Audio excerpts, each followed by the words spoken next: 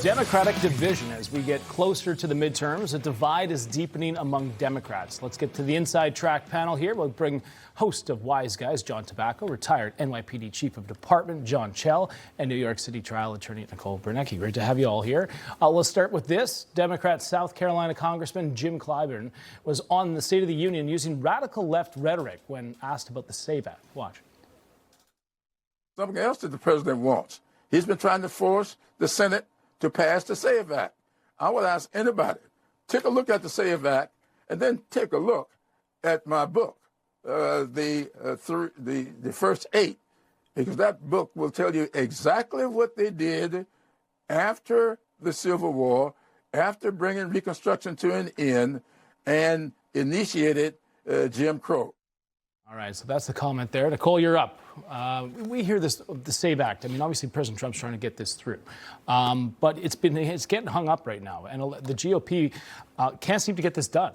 What's your take?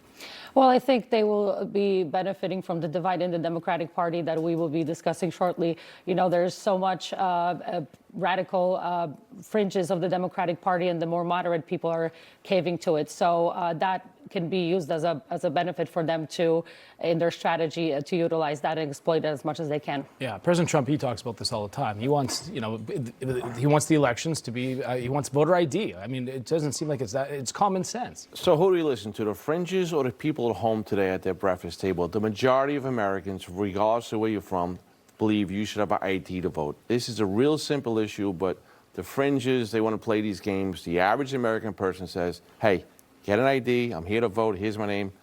Good job. Right.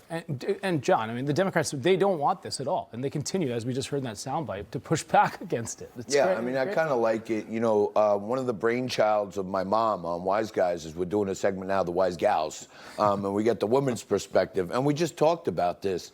And, like, women seem to put it in the simplest terms. Over 70% of Americans are for voter ID. Right. So James Clyburn and the left could use all the rhetoric and rhetoric and rhetoric. Simple, sane, common sense people say, show your ID. Exactly. It's pretty simple. And you're seeing this divide now. I mean, Democratic Pennsylvania Senator John Fetterman, he was appeared on Real Time with Bill Maher, coming after parties of anti-Trump messaging. Watch. My colleagues and people that are running, whether for the Senate or the House, they are literally running on Trump. I mean, that's literally, they have campaign commercials with that. And it's absurd. And we are getting to that point, and I refuse to engage in that extreme, those terms. We have to find a better way forward. So you got a Democrat here saying that, look, this messaging of anti-Trump is not working. We need to put policy first, and they don't seem to be doing that. Well, I think John Fetterman must be feeling very lonely now because he's one of the last remaining, moderate Democrats, it's so-called. You know, right now there's the ones who used to be moderate Democrats are caving into the radical fringes of the party, and he's emphasizing that. And I think the Democrats need to think about that very hard because people will wake up eventually and they will see that these issues that they're exploiting on the radical left are really not useful or important to the society. He seems to be the only common sense one where he says, look, this isn't, it's a broken system that we're doing here. We got to fix it. Who would have thought when he was running that he is now the voice of reason? His tone, his approach to things, he's talking to middle America. I don't care if he wears a sweatsuit, sweatpants, shorts, it's irrelevant. He speaks to me, and I appreciate that. And when you're running on F Trump, know what that means? Yeah. You don't have a plan. So you just deflect to the man that actually does have a plan. Right.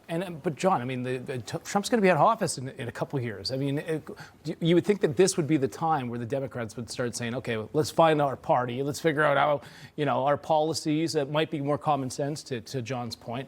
What's your take on that? Well, first of all, I always say there's like 10 to 15% of the edges on red and blue that they're the extremists. You know what I mean? So most of us are probably some reds and some blues. As John, I was saying to you, I always say I'm purple, right? And I think that's what most of America really is. Yeah. But I will say, I think John Fetterman will wind up in the history books, in the medical catalogs, because never has there been such a positive result from a stroke in life. He had a stroke, and all of a sudden, now he's like a Republican. Before, he was the most lefty guy there was. Yeah. This actually knocked some sense into him. it seems like. But he did say, I won't be a great Republican. Yeah. But he's not a great Democrat to them right now. He's more valuable to us. He seems to be breaking away from this party here. I want to have a beer with the purple guy. This purple guy, John Fetterman's purple guy. He's the guy I'd want to have a beer with. Yeah. All right, we got to leave it there. John Tabacco, John Chell, as well as Nicole, Brenecki. Great to have everybody here. I appreciate it. Remember, you can catch John Tabacco on Wise Guys every Saturday night at 9 p.m. Eastern Time, right here on Newsmax.